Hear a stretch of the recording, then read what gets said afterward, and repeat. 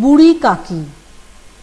বৃদ্ধ বয়সে প্রায় সকলেরই যেন শৈশবকালের আগমন ঘটে। জীবনের শেষ বয়সে জিভের লোলুপতা ছাড়া বুড়ি কাকির অন্য কাজ ছিল না। আর নিজের দুঃখ কষ্টের কথা পাড়াপড়শিকে জানানোর একমাত্র মোক্ষম অস্ত্র ছিল কান্নাকাটি। উপায় কি? দেহের সমস্ত ইন্দ্রিয়, চোখ, কান, হাত, পা অবসর গ্রহণ করেছে।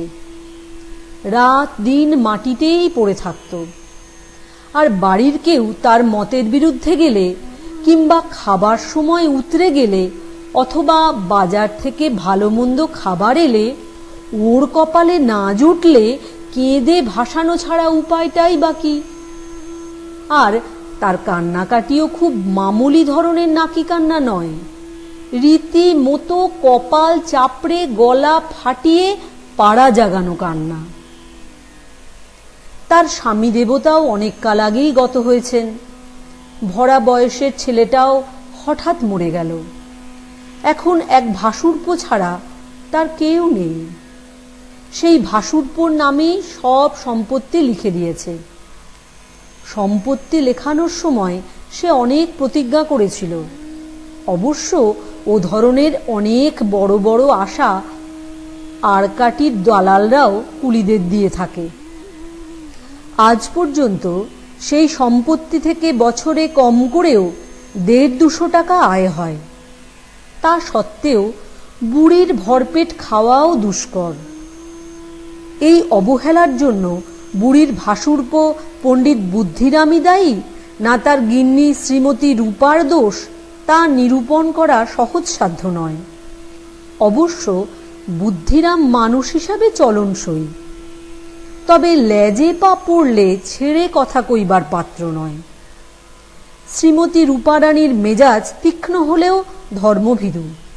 সুতরাং রূপার কাঠখোট্টা মেজাজের চাইতে ভাসুরপোর ভালো মানুষীপনা অনেক বেশি পীড়াদায়ক।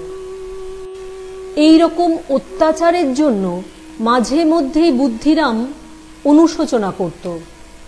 চিন্তা করত, বেচারির এই সম্পত্তির দৌলতেই আমি গণ্যমান্য হয়েছি। মৌখিক সৌজন্যতা প্রকাশ করা, স্তোক দেওয়া কিংবা মন ভুলানো এসবে তার আপত্তি ছিল না, কিন্তু পয়সা খরচ হবার ভয়ে তার সমস্ত শুভ প্রচেষ্টাই মাঠে মারা যেত। এমনকি ঘরে কোনো অভ্যাগত এলে বুড়ি তার সামনেই তার রাগরাগিনীর আলাপ জুড়ে আলাপ শুরু করে দিত।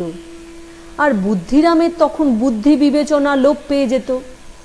রাগে বুড়িকে বেশ করে ধমকে দিত।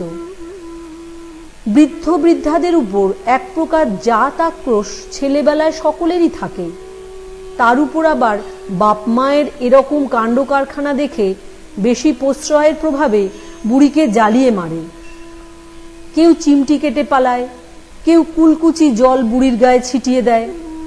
বুড়ি চিৎকার করে কেঁদে ওঠে, কিন্তু সকলে ভাবে বুড়ি কেবল খাবার জন্যই কেঁদে মরে। সুতরাং তার এই ধরনের বিলাপ অরণ্যে রোদনেরই সামিল। তবে হ্যাঁ, বুড়ি রেগে গিয়ে যখন কখনো সখনো বাচ্চাগুলিকে গালাগালি দিতে থাকে, তখন অবশ্য গৃহকর্ত্রী রূপাদেবী ঘটনাস্থলে হাজির হয়। সেই ভয়েই বুড়ি তার জিভের রাস খুব একটা আলগা হতে দেয় না। যদিও উপদ্রব শান্তির জন্যে কান্নার চাইতে এটাই ছিল সব থেকে ভালো উপায়। গোটা পরিবারের মধ্যে কেবলমাত্র একটি প্রাণীরই বুড়ির ওপর আন্তরিক ভালোবাসা ছিল।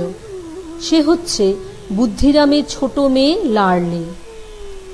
দুই ভাইয়ের ভয়ে লার্লি নিজের ভাগের মিষ্টি, চানাচুর, ভাজাভুজি কাকির ঘরে বসেই খেত। এটাই তার একমাত্র নিরাপদ স্থান।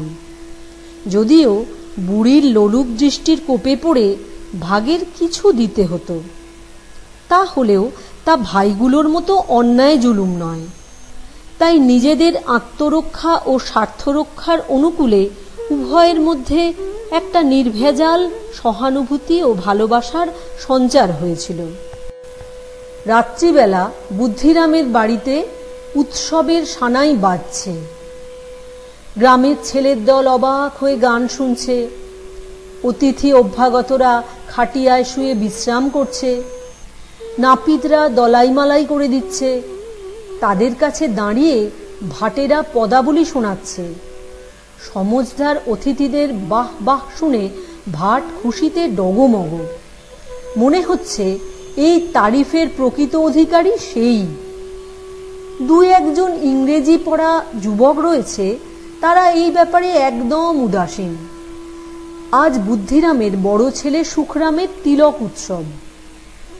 অন্দরে মেয়েরা গান গাইছে, অন্যদিকে রূপা অতিথি অভ্যাগতদের জন্য রান্নায় ব্যস্ত। ভিয়েন বসেছে, একটাতে পুরি কচুরি ভাজা হচ্ছে, অপরটিতে মেঠাই তৈরি হচ্ছে। কোথাও এক পেল্লাই হাঁড়িতে মশলাদার তরকারি রান্না হচ্ছে। ঘি মশলার ঘ্রাণে চারিদিক ম ম করছে, এতে সকলেরই খিদে বর্ধিত হচ্ছে। বুড়ি কাকি শোক তাপের জ্বালায় নিঃসঙ্গ হয়ে তার কুটুরির এক কোণে পড়ে আছে। রান্নার সুস্বাদু সুবাস তাকে উতলা করে দিচ্ছে। মনে মনে ভাবছে, পুরি কচুরি কি আর ওরা আমায় দেবে? এতখানি রাত হলো, কই কেউ তো খাবার নিয়ে এলো না। মনে হচ্ছে সকলেরই খাওয়া দাওয়ার পাট চুকে গেছে, আমার জন্য কিছু পড়ে নেই হয়তো। এ কথা চিন্তা করি বুড়ির কান্না পেল, কিন্তু অকল্যাণের ভয়ে কাঁদতে পারছে না। ইস, কি দারুণ গন্ধ! আর আমার কথা কেই বা মনে রাখে? শুকনো রুটি তাই সময় মতো পাতে পড়ে না, তাতে আবার লুচি পুরি জুটবে, সে ভাগ্য কি আমার? এই কথা ভেবেই বুড়ির কান্নায় বুক ফেটে যায়। মনে হয় কলজেটা বুঝি ফেটে বেরিয়ে যাবে, কিন্তু রূপার ভয়ে মুখ বুজে পড়ে থাকে। বুড়ি কাকি অনেকক্ষণ ধরে তার ভাগ্য বিড়ম্বনার কথা চুপ করে বসে ভাবে। আর ওদিকে ঘি মশলার রসের লোভনীয় গন্ধ মনকে আর স্থির থাকতে দেয় না। থেকে থেকে জিভে জল আসে। লুচি পুরির আস্বাদ মনে এলেই অন্তরে কেমন সুখের সুরসুরি অনুভূত হয়। কাকে ডাকা যায়? লার্লিরও আজ পাত্তা নেই। ছোকরা দুটো রোজ জ্বালিয়ে মারে, আজ তাদেরও টিকিট দর্শন মিলছে না। সব গেল কোন চুলোয়? মনে হচ্ছে বাড়িতে একটা কিছু হচ্ছে। বুড়ির কল্পনায় পুরীর ছবি নাচতে লাগলো। লাল লাল নরম ফুলকো পুরি। রূপা দেখছি ভালোই আয়োজন করেছে। কচুরির ময়দায় জোয়ান আর এলাচের ময়ান পড়েছে। নিদেন পক্ষে একখানা পেলেও হাতে নিয়ে সুখ করতাম। একবার গিয়ে দেখব নাকি? সামনে বসে দেখা তার মজাই আলাদা। ছ্যাঁক ছোঁক করে ভাজা হচ্ছে। ফুলদানির ফুল আমরা ঘরে বসেই দেখি, কিন্তু সাজানো বাগানের ফুল তার তুলনা মেলা ভার। দুয়ের মধ্যে ফারাক কত!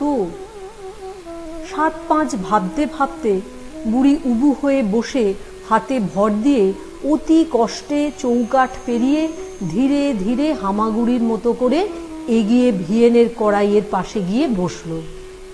ক্ষুধার্ত কুকুর যেমন মানুষের খাওয়ার সময় মুখের দিকে তাকিয়ে থাকে, বুড়ি ঠিক তেমনই ধৈর্য ধরে অপেক্ষা করে।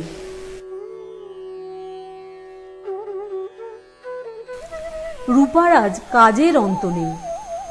কখনো এ ঘর থেকে সে ঘর যাচ্ছে, রান্নার কাছে যাচ্ছে, কখনো আবার ভাঁড়ার সামলাতে ব্যস্ত। কেউ হয়তো এসে বলছে মহারাজ ঠান্ডাই চাইছে, তাকে তক্ষুনি ঠান্ডাই বার করে দিচ্ছে। এরই মধ্যে একজন এসে বলছে ভাট এসে দাঁড়িয়ে আছে, ভাটকে সিধে পাঠিয়ে দিচ্ছে।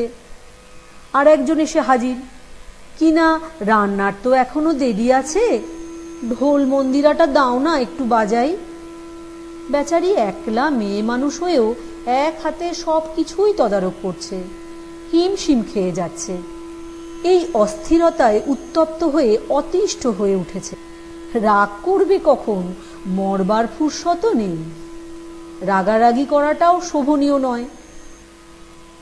পড়শিরা ভাবছে বাড়িতে কাজ হচ্ছে, তাই একটু গা গতরে খাটতে হচ্ছে কিনা, তাই রেগেই আগুন।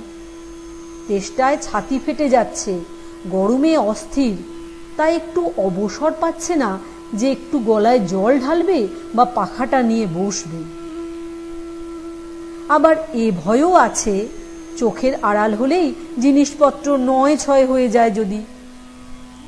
এই অবস্থায় নজরে পড়ল বুড়ি খুড়শাশুড়ি ভিয়েনের কড়াইয়ের পাশে এসে বসেছে। রাগে জ্বলতে লাগলো। লাগবারই কথা, একটু আক্কেল বিবেচনা বলে কিছু নেই। পাড়াপড়শিতে বাড়ি ভরে গেছে, কি ভাববেই বা তারা? নিন্দে করলে করবেটা কার শুনি? বাঘের কেঁচো ধরার মতো করে রূপা বুড়ির ওপর ঝাঁপিয়ে পড়ল।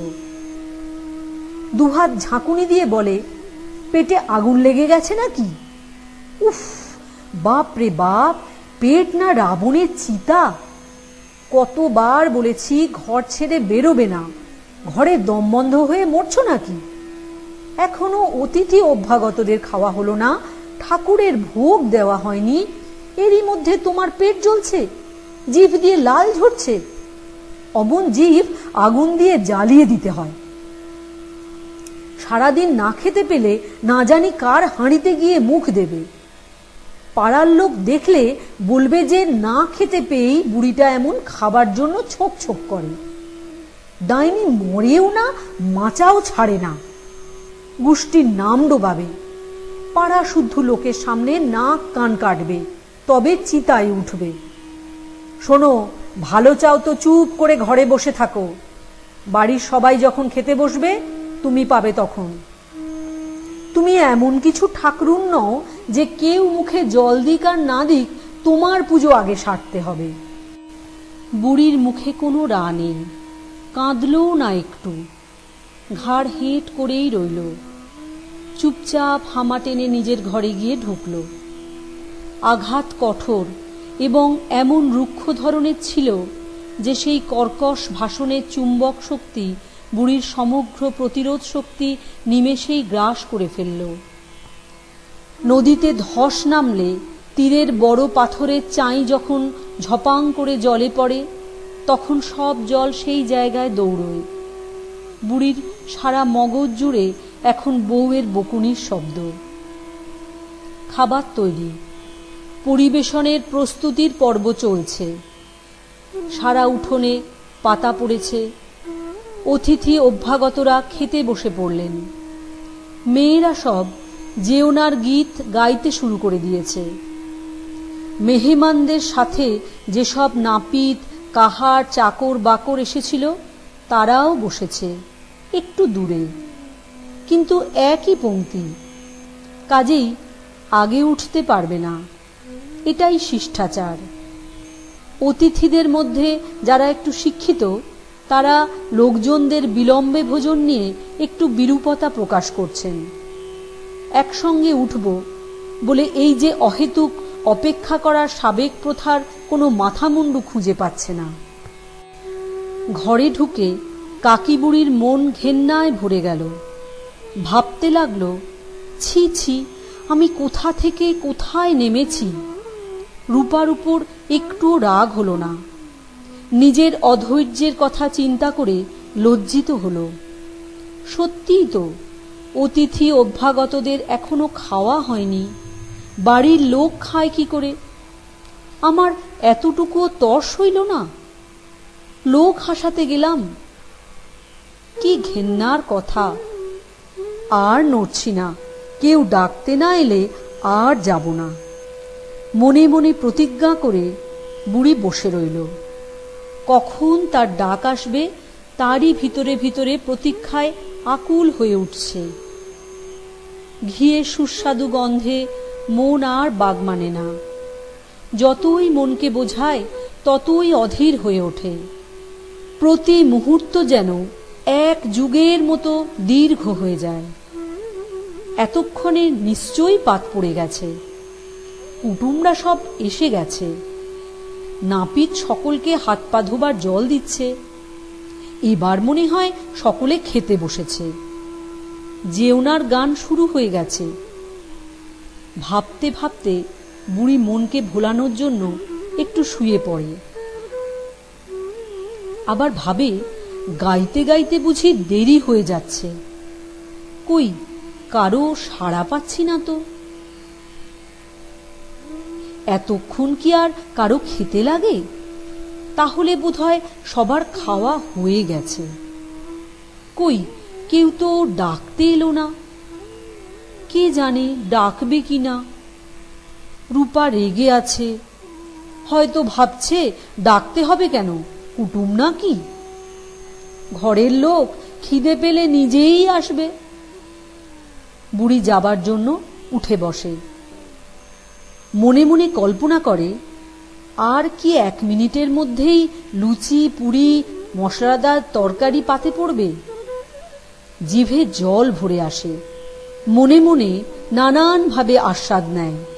আগে তরকারি দিয়ে পুরি খাবো, তারপর দই মিষ্টি দিয়ে। রায়তার সঙ্গে কচুরিটা জমবে ভালো। যে যাই বলুক, আমি কিন্তু বাপু চেয়ে চেয়ে খাবো। লোকে বলবে বুড়ি বুদ্ধি বিবেচনার মাথা খেয়েছে, জিভ সামলাতে পারে না। তাই বললেই বাকি, একদিন বাদে লুচি জুটছে, মুখে ঠেকিয়েই কি উঠে আসবো নাকি? উবু হয়ে হাতের তেলোয় ভর করে থপ থপ করে উঠে চলে আসে। হায় ভগবান! পোড়া লোভ আবার চাঙ্গা হয়ে উঠল। অতিথিদের খাওয়া হয়নি, 1-8 জনের হয়েছে। তারা কেউ আঙুল চাটছে, কেউ বাঁকা চোখে অন্যের পাত খালি হয়েছে কিনা দেখছে। কেউ ভাবছে পাতার দুটো কচুরিকে কি করে ভেতরে চালান দেওয়া যায়। দই খেয়ে জিভ দিয়ে চকচক শব্দ করছে, আর একবার চাইতে দোনামোনা করছে। ঠিক এমনি সময় বুড়ি কাকি উঠোনে গিয়ে হাজির, একেবারে কজনের মাঝখানে।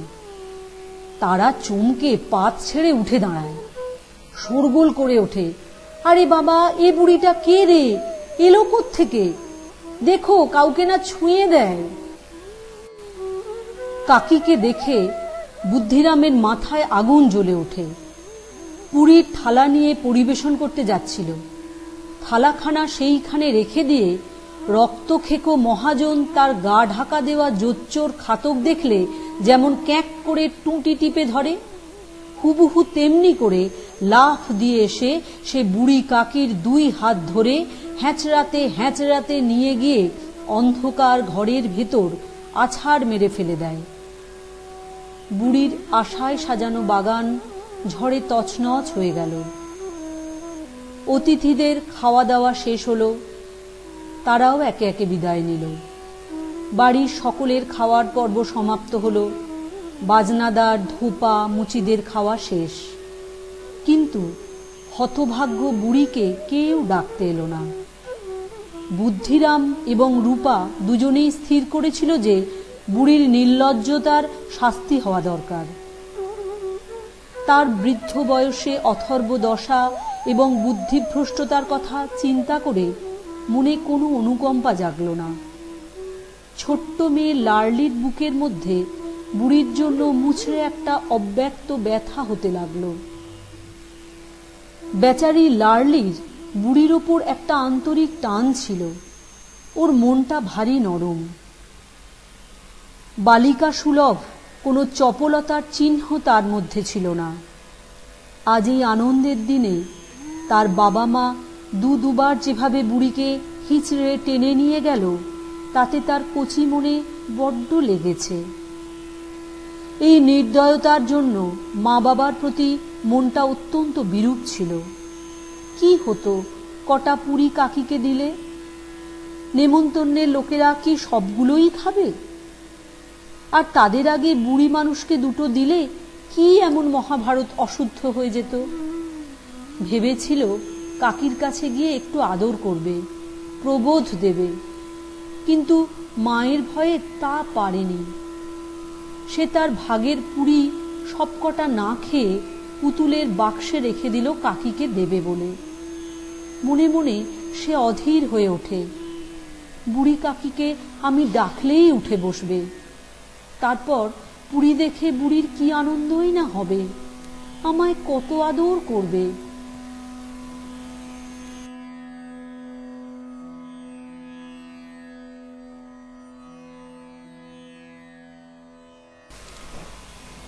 রাত 11টা। রূপা উঠানে শুয়েই ঘুমিয়ে আছে। লার্লির চোখে ঘুম নেই। কাকিকে পুরি খাওয়াবে সে আনন্দেই পুতুলের বাক্স নিয়ে শুয়ে আছে। মা নিঃসন্দেহে ঘুমিয়ে আছে, তাই সে নিশ্চিন্ত হয়ে উঠে দাঁড়ালো। উঠে তো পড়ল, এবার চিন্তা যাবে কি করে। সারা বাড়ি অন্ধকার, কেবল উনুনগুলোতে একটু আংড়া পড়ে রয়েছে, তারই একটু মিটমিটে আলো দেখা যাচ্ছে।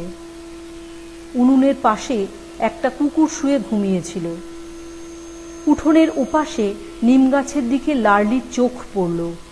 মনে হলো গাছের উপর হনুমানজি বসে আছেন। সেই লেজ গদা স্পষ্ট দেখতে পাচ্ছে। ভয়ে চোখ বুজে ফেলে। এর মধ্যে কুকুরটা জেগে উঠে ঘেউ ঘেউ করে। লার্লি সাহস পায়। কয়েকটা ঘুমন্ত মানুষের বদলে একটা জাগা কুকুর ওর কাছে অনেক বেশি ভরসার স্থল। পুতুলের বাক্সটা নিয়ে সে বুড়ি কাকির ঘরের দিকে যায়। বুড়ি অনেকক্ষণ ধরে ঘরের মেঝেতে অজ্ঞান হয়ে শুয়েছিল। ধীরে ধীরে জ্ঞান আসতেই তার সব কথা একটু একটু করে মনে পড়তে লাগলো। তার হাত দুটো খুব জোরে চেপে ধরে তারপর পাহাড়ের উপর দিয়ে উড়িয়ে নিয়ে যেতে লাগলো। পাথরের উপর বারবার তার হাত পা ঠুকে যাচ্ছিল। তারপর কে যেন তাকে পাহাড়ের উপর থেকে আছাড় দিল। আর কিছুই তার মনে নেই। যখন জ্ঞান ফিরল, তখন কারো কোনো শব্দ শুনতে না পেয়ে ভাবল সকলে খেয়ে দিয়ে ঘুমিয়ে পড়েছে। রাতটা যে কি করে কাটবে। ভগবান, পেটে যে চিতে জ্বলছে, কি খাই। হায় রে কপাল, ওদের একটুও দয়া হলো না। পেটে দেওয়া ছাড়া আর তো কিছুই চাই না তোদের কাছে। একটু মায়া হলো না যে বুড়িটা কবে না কবে মরে যাবে, তার মনে কষ্ট দিয়ে লাভটা কি। এই খাওয়ার জন্য তোরা আমার এই দুর্দশা করলি। আমি অথর্ব, কানা কালা, চোখে দেখি না, কানে শুনি না। না বুঝে যদি খাবার জায়গায় গিয়ে পড়ে থাকি, তাতে বুদ্ধিরাম তো বললেই পারত যে কাকি এখন ঘরে যাও, পরে এসো। তা নয়, সকলের সামনে হিঁচড়ে নিয়ে এলো আর এমন করে আছাড় মারল। দুখানা লুচির জন্য রূপা সবার সামনে অপমান করল। পুরীর জন্য এত দুর্গতি করেও ওদের পাষাণ প্রাণ গলল না। বাড়ির সকলের খাওয়া হয়ে গেছে, কুকুর বিড়ালটা পর্যন্ত খেয়েছে, শুধু আমাকেই সারা রাত না খেতে দিয়ে ফেলে রেখেছে। এত রাতে নিশ্চয়ই কিছু বাঁচেনি, বাঁচলেই বা কে আর দিতে আসছে। এই কথা চিন্তা করে কাকি হতাশ হয়ে শুয়ে পড়ল। কান্নায় গলা বুজে এলো, কিন্তু অতিথি কুটুম্বের ভয়ে কাঁদল না। হঠাৎ তার কানে এলো, কাকি ওঠো, আমি তোমার জন্য পুরি এনেছি। লার্লির গলা চিনতে পেরে কাকি উঠে বসল, দুই হাতে জড়িয়ে ধরে তাকে কোলে বসালো। লার্লি পুরি বার করে বুড়ির হাতে দিল। বুড়ি জিজ্ঞেস করল, তোর মা দিল বুঝি? লার্লি বলে, না, আমি আমার ভাগ থেকে নিয়ে এসেছি। কাকি পুরীর উপর হুমড়ি খেয়ে পড়ল। 5 মিনিটের মধ্যে পুরি শেষ। লার্লি জিজ্ঞেস করে, কাকি পেট ভরেছে? প্রচণ্ড গ্রীষ্মে দুফোঁটা বৃষ্টিতে যেমন গরম আরো বাড়িয়ে দেয়, বুড়ির ঠিক সেই অবস্থা। বলে, না রে বেটি, তোর মার কাছ থেকে আরো কয়েকটা চেয়ে আন। লার্লি বলে, মা ঘুমোচ্ছে, জাগালে মারবে। কাকি বাক্সটাকে ঝেড়ে ঝুড়ে টিপে টুপে দেখে ঝুড়ো গুঁড়ো যা লেগেছিল চেটে চেটে খায়, ঠোঁট দিয়ে জিভ চাটে, চুক চুক শব্দ করে। বুড়ির মন আরো কিছু পুরীর জন্য অধীর হয়ে ওঠে। সংযমের বাঁধন ভেঙে পড়েছে। দুখানা লুচি যেন তপ্ত বালির কড়ায় দুফোঁটা জলের মতো। মাতালের যেমন মদের চিন্তায় আতুর হয়ে হিতাহিত জ্ঞান লোপ পায়, বুড়িরও এখন ঠিক সেই অবস্থা। কিছুক্ষণ চরম ইচ্ছাকে রোধ করতে ব্যর্থ হয়ে হঠাৎ লার্লিকে বলল, তুই একবার আমায় নিয়ে চল তো মা উঠোনে, যেখানে সকলের পাত পড়েছিল। লার্লি বুড়ির মতলবটা অতটা ঠাহর করতে পারে না। বুড়িকে ধরে উঠোন পার করে সেই এঁটো রাশিকৃত পাতার পাশে বসিয়ে দিল। কাণ্ডজ্ঞানহীন ক্ষুধার্ত বৃদ্ধা রাশিকৃত এঁটো পাতা ঘেঁটে খাবারের টুকরো টাকরা অম্লান বদনে মুখে দেয়। আহা, কি স্বাদ! দইটা এত স্বাদের, কচুরি খেতে কি চমৎকার, খাস্তার মতো মোলায়েম আর কিছুই হয় না। বুড়ির ভীমরতি ধরলেও এ বোধটা আছে যে যে কাজটা করছে তা ঘোরতর অন্যায়।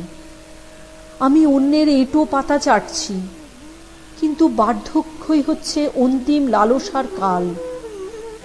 সকল প্রকার অভিলাষ একটি মাত্র ইন্দ্রিয়ে কেন্দ্রীভূত হয়। কাকি বুড়িরও সমগ্র বাসনা জিভে এসে আশ্রয় নিয়েছে। নিরুপায় হয়ে বৃদ্ধা সেই ঘৃণিত কর্মে লিপ্ত হয়েছে। ঠিক এই সময়ে রূপা চোখ মেলে তাকায়। তার খেয়াল হয় যে লার্লি তার পাশে নেই। চমকে উঠে চারপাইয়ের এদিক সেদিক নিচে উঁকি মেরে দেখে যদি পড়ে গিয়ে থাকে। খুঁজে না পেয়ে উঠে বসে। এদিক সেদিক দেখতে গিয়ে নজরে আসে লার্লি রাশিকৃত এঁটো পাতার পাশে চুপচাপ অবাক দৃষ্টিতে দাঁড়িয়ে আছে, আর বুড়ি কাকি পাতা ঘেঁটে খাবারের উচ্ছিষ্ট খুঁটে খাচ্ছে। রূপার অন্তর একটা অব্যক্ত ব্যথায় মোচড় দিয়ে ওঠে। মনে হচ্ছে কেউ ওর চোখের সামনে গরু জবাই করছে আর ও দাঁড়িয়ে দেখছে। এক ব্রাহ্মণ কন্যা, ব্রাহ্মণের বিধবা স্ত্রী অপরের ফেলে দেওয়া উচ্ছিষ্ট খাবার খাচ্ছে। সে নারী ওর শাশুড়ি। এর চাইতে শোকের ব্যাপার আর কি হতে পারে? সামান্য পুরি খাবার জন্য তার একান্ত আপনজন খুশ শাশুড়ি এ ধরনের নিকৃষ্ট কার্য, আস্তাকুর থেকে এঁটো কাঁটা তুলে খাওয়া, ভাবতেই তার সমস্ত শরীর শিউরে ওঠে। পায়ের নিচের মাটি সরে যাচ্ছে বলে মনে হয়। এ দৃশ্য যে দেখবে সেই থরথরিয়ে কাঁপবে। প্রলয়ের আশঙ্কায় তার কাছে সমস্ত পৃথিবী স্তব্ধ হয়ে গেছে বলে মনে হলো। আকাশটাও বুঝি ভেঙে পড়ার উপক্রম। সব কিছু ছারখার হয়ে যাবে। রাগে বা বিস্ময়ে নয়, শোকে, অনুতাপের প্রচণ্ড দাবদাহে এবং আসন্ন বিপদের আশঙ্কায় রূপা পাথর হয়ে গেল। ভয়ে, অনুশোচনায় তার চোখ অশ্রু সজল হয়ে ওঠে। এই অধর্মের ভাগী আমি ছাড়া আর কে? তারায় ভরা অনন্ত অপার মহিমাময় আকাশের দিকে তাকিয়ে হাত জোড়ো করে আকুল হয়ে কেঁদে ওঠে। দয়াময়, সর্বশক্তিমান, আমি মহাপাপী, আমাকে ক্ষমা করো। আমার অধর্মের জন্য আমার সন্তানদের শাস্তি দিও না প্রভু। তুমি প্রসন্ন হও। এই সর্বনাশের আশঙ্কা থেকে আমাকে উদ্ধার করো। রূপা নিজের এই রকম স্বার্থপরতা ও হীন মনোবৃত্তির পরিচয় দেখে আঁতকে উঠল। নিজেকে নিজে ধিক্কার দিল। হায়, এ আমি কি করলাম? এত নিষ্ঠুর আমি! যার সম্পত্তির আয় বার্ষিক 200 টাকা, যার টাকায় সংসারের সুখ সমৃদ্ধি, তারই এই দুর্গতি। যত নষ্টের মূল আমি। হে ভগবান, আমি অন্ধের মতো চিন্তা না করে এরকম দুর্মতি প্রকাশ করেছি, আমাকে ক্ষমা করে দাও। আজ আমার ছেলের তিলক উৎসব, শত শত লোকের পাত পড়েছে, আমি তাদের সেবা দাসীর মতো হুকুম পালন করেছি। নিজে খ্যাতির শীর্ষে ওঠার জন্য হাজার হাজার টাকা খরচ করতে বিন্দুমাত্র দ্বিধা করিনি, কিন্তু যার দৌলতে আজ এই ঐশ্বর্য, এই সংসার, এমনকি উৎসব, তাকেই আজ উৎসব শেষে অভুক্ত রাখতে কসুর করলাম না। কেবলমাত্র একটি কারণেই আজ তার এত কঠিন শাস্তি, সে অসহায় বৃদ্ধা। যে দণ্ডের পরিণামে এক ব্রাহ্মণ বিধবা মহিলা জীবনের সায়ান্নে এসে অতিথি অভ্যাগতদের এঁটো পাতা খুঁটে খায়। রূপা উঠে প্রদীপ জ্বালায়, তারপর ভাঁড়ার ঘরের দরজা খুলে সব রকম খাদ্য সামগ্রী একটা থালায় সাজিয়ে বুড়ি কাকির কাছে গেল। মধ্যরাত প্রায় শেষ। আকাশে তারার প্রদীপ জ্বালিয়ে দেবতারা হয়তো স্বর্গীয় উৎসবে মত্ত। বুড়ি কাকি নিজের চোখের সামনে সাজানো থালা দেখে যেরকম অনাবিল আনন্দের হাসি হাসল, সে হাসির কাছে দেবতাদের অনাবিল আনন্দ ম্লান হয়ে যায়। বাষ্পরুদ্ধ কণ্ঠে রূপা বলল, কাকি ওঠো, খেয়ে নাও। আজ আমার বড় অন্যায় হয়ে গেছে, তার জন্য মনে কোনো দুঃখ রেখো না। ভগবানের কাছে প্রার্থনা করো, তিনি যেন আমাকে ক্ষমা করে দেন। নিষ্পাপ শিশুরা যেমন মিঠাই মন্ডা পেলে মায়ের সব তিরস্কার ভুলে আনন্দিত হয়, তেমন বুড়ি কাকিও সব অনাদর অবহেলা নিমেষে ভুলে গিয়ে খাওয়ায় ব্যস্ত হয়ে পড়ে। তার প্রতি রোমকূপ যেন হর্ষোচ্ছ্বাসে উৎফুল্ল হয়ে ওঠে।